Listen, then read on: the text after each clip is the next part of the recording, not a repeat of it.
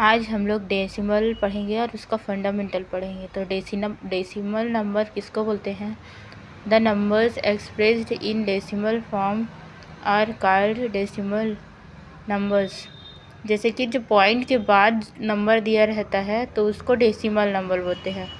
इसमें दो पार्ट होते हैं, एक होता है होल नंबर ऑफ पार्ट, दूसरा होता है डेसिमल पार्ट। यहाँ पे एग्जांपल में देखिए, डेसिमल के पहले पॉइंट के पहले वाला को बोलते हैं होल नंबर पार्ट, पॉइंट के बाद वाला को बोलते हैं डेसिमल पार्ट। तो ऐसे डेसिमल पार्ट क्या होता है?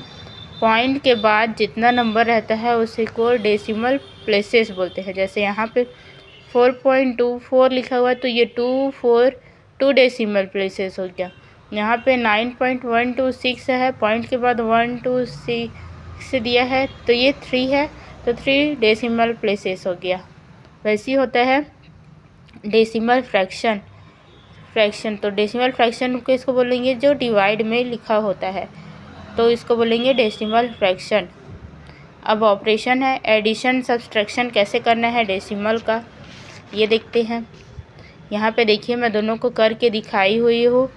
एडिशन के लिए वैसे ही पॉइंट के नीचे ही हम लोग को पॉइंट को लेना रहता है, फिर ये जो होल पार्ट रहता है उसको इधर लिखना रहता है और इधर डेसिमल पार्ट को लिखेंगे और पॉइंट के नीचे ही पॉइंट लिखते जाएंगे।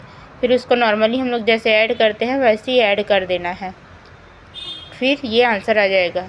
सब्सट्रैक्शन में भी वैसे ही है, पॉइंट के नीचे पॉइंट को करना है, फिर होल पार्ट को इधर, डेसिमल पार्ट को इधर, और फिर जैसे नॉर्मल हम लोग सब्सट्रैक्ट करते हैं वैसे ही इसको सब्सट्रैक्ट करना है।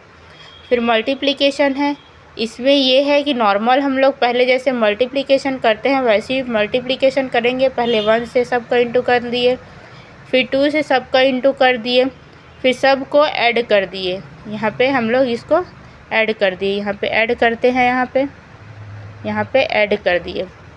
फिर उसके बाद हम लोग देखेंगे कि पॉइंट कितने नंबर्स के बाद है, इसको भी लेना है। यहाँ पे 1 एक नंबर के बाद है, पीछे से गिनते हैं और यहाँ पे 1 2 3 4, तो यहाँ पे 1 है, यहाँ पे 4, दोनों मिला के हो गया 5।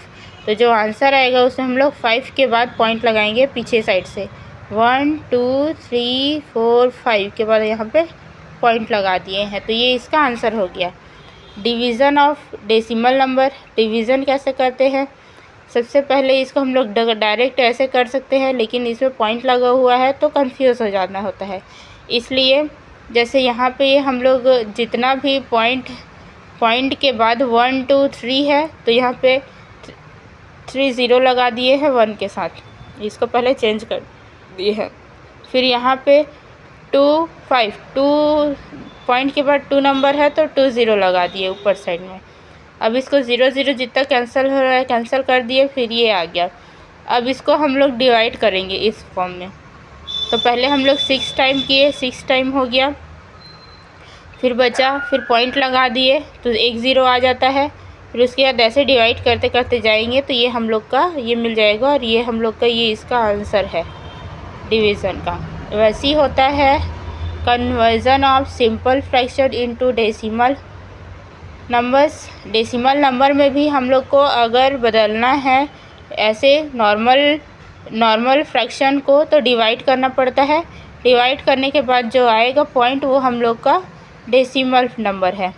वैसे ही कन्वर्जन और decimal number of simple fraction, तो ये डेसिमल नंबर रहता है, जो नंबर लिखा रहता है उसको ऊपर लिख देते हैं और पॉइंट के बाद जितना नंबर रहता है उसको काउंट कर लेते हैं 1 2 3, तो हम लोग यहाँ उसको नीचे में 1 लिख के उसको 3 0 लगा देंगे। 3 नंबर है तो 3 0, जितना नंबर रहेगा उतना 0 लगाएंगे। ठीक है, अगर आपको वीडियो अच्छा लगा हो तो लाइक करें, शेयर करें और चैनल को सब्सक्राइब करें। Thank you.